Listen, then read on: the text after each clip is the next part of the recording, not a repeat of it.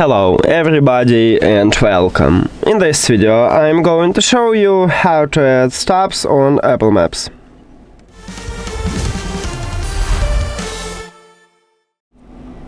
You have to start by open Apple Maps application. And now we need to write your direction, so let's select something. Let's say this is my direction.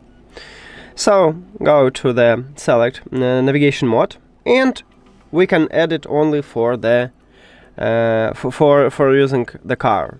We cannot edit for walking, public transport, or riding. As you can see, I cannot add nothing. But right here I can add stop. So click on it, then write something. Okay, let's say this one, and I have one more stops. We can create more than one.